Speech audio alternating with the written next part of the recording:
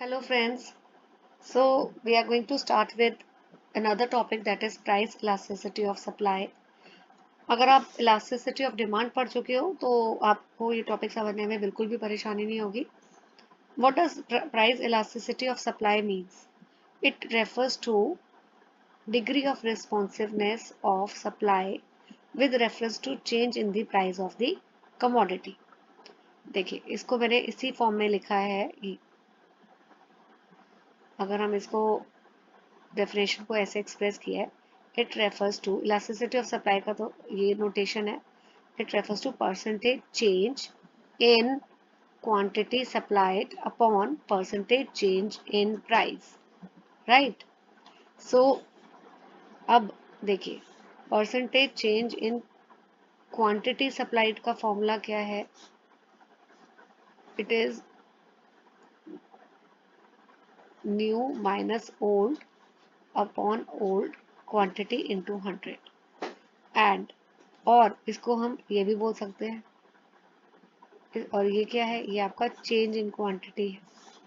ठीक है. ऐसे ही डायरेक्ट में लिख देती हूँ परसेंटेज चेंज इन प्राइस. वो क्या है, change in price upon original price into 100. तो जब आप इसको, न्यूमरेटर है ना बेटा ये, और ये डिनोमिनेटर था, एक साथ लिखते हैं ऐसे delta Q upon Q into 100. आपको इतना वैसे करने की जरूरत नहीं है, मैं समझाने के लिए ही बता रही हूँ. इंटू 100 तो आपके पास ये तो कैंसिल हो जाएगा, और नटशेल में आपके पास जो फॉर्मूला रहेगा वो ये वाला रहेगा. तो आपके पास दो फॉर्मूलेज हैं. पेपर में अगर कोई क्वेश्चन आता है तो आप देखेंगे कि कौन सी इंफॉर्मेशन अवेलेबल है. This is formula 2 and this is formula 1. any formula you can make use of depending what is given to you in the question. Now these are degrees or types of elasticity of supply. पहला है perfectly elastic supply.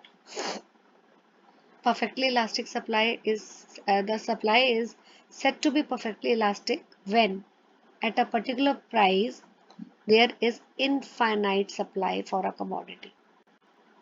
Infinite supply. ठीक है. And with even a small change in its price, supply can become zero also. तो आपका infinite supply है तो आपका जो सप्लाई कर्व होगा it is parallel to the x axis. ठीक है. देखो प्राइस तो ये आपका है, इधर लिख देती हूँ मैं, elasticity of supply is infinite. ठीक है. And supply curve is a horizontal line which is parallel to x axis. तो आपका क्वांटिटी सपोज ओरिजिनल इतनी थी तो it can go to any level infinite. कोई ये नहीं है कि Q1 के बाद वो रुक गई है. It can go to any level. ये सप्लाई कर्व इनफाइनाइट है ना, इसलिए it can come to zero also. So यहाँ प्राइस मेंशन करेंगे और यहाँ क्वांटिटी सप्लाई मेंशन करेंगे. Right. Now more than unit elastic supply, जिसको हाईली इलास्टिक सप्लाई भी बोला जाता है. राइट. यहाँ पे elasticity of supply is greater than 1. तो हम इसका डेफिनेशन कैसे लिखेंगे. देखिए what is elasticity of supply, percentage change in quantity supplied upon percentage change in price. ठीक है. अब मैंने बोला elasticity of supply is greater than 1.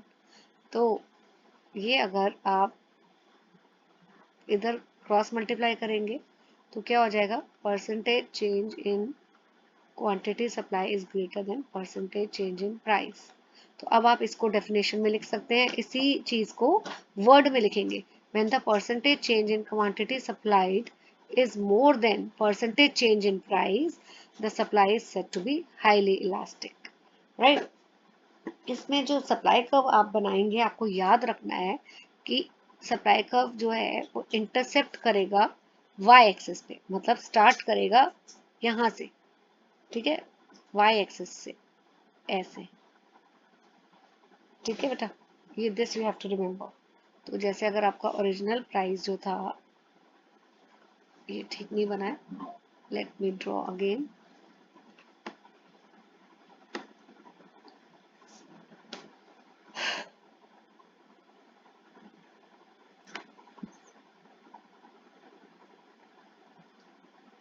ये ऐसे प्राइस और क्वांटिटी आपकी, इसमें ना थोड़ा डिजिपैड में क्या होता है, थोड़ा सा सरफेस स्मूथ होता है तो उसकी वजह से ये स्ट्रेट लाइन बनाना थोड़ा डिफिकल्ट हो रहा है। Let me try again. Yes, तो ये आपका क्यू हो गया। अब देखिए यहाँ पे अगर प्राइस, अगर आपका देखो क्या है, इसमें क्या बोला था मैंने कि percentage change in quantity is more as compare to percentage change in price. Suppose अगर प्राइस आपका बढ़ रहा है, ठीक है, ये प्राइस है, बढ़ गया और क्वांटिटी भी आपकी बढ़ गई।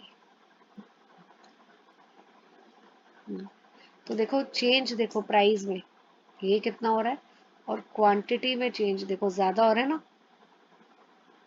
तो ये तभी बन पाएगा जब आप सप्लाई कर्व को स्टार्ट करोगे इंटरसेप्ट वाई एक्सिस, राइट, इस तरह। Now third is unit elastic, तो इट इज इक्वल टू 1.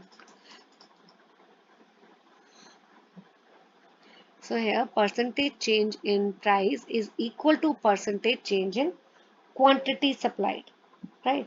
तो आप यहाँ पे supply curve को you will like this, supply curve. It will start from the origin, right? तो ये आपका ओरिजिनल था। अगर आपका बड़ा प्राइस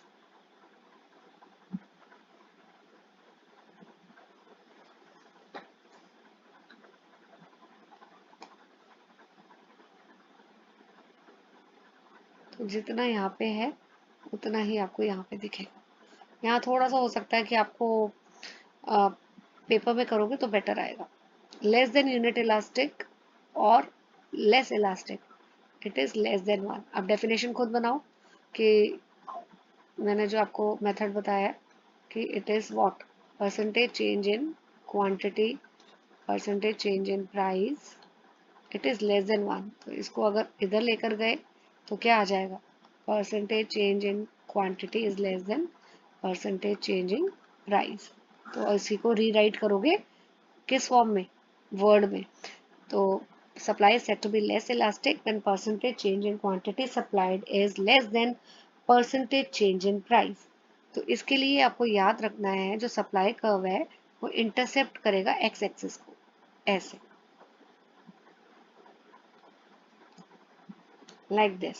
मैं दोबारा इसको ड्रॉ कर लेती हूँ और ये यहाँ से हटा देते हैं, राइट, ओके, सॉरी,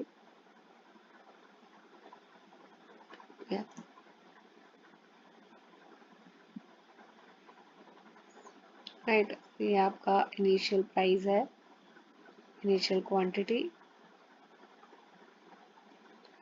प्राइस बढ़ा, हम आगे और एक्सटेंड कर लेते हैं ये क्यों। तो यहाँ पे क्या है, percentage change in quantity it is less as compare to percentage change in price. यहाँ देखिए प्राइस और जो क्वांटिटी है ये यहाँ है ऐसे।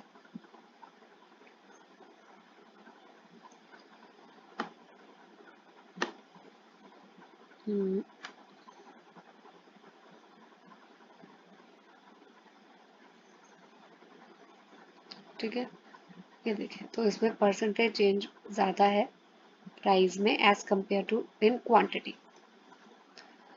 Okay, after this perfectly inelastic, inelastic इसका मतलब है जब सप्लाई बिल्कुल भी चेंज ना हो with the change in price, तो elasticity of supply is 0। In that case, supply curve है, it is a vertical straight line parallel to y-axis. It is a straight line parallel to the y-axis. तो आपका price चाहे बढ़ जाए चाहे कम हो, supply remains the same, right? So this is an imaginary situation. Now there are certain questions which I'll be taking up in the next video, right? Thank you for watching.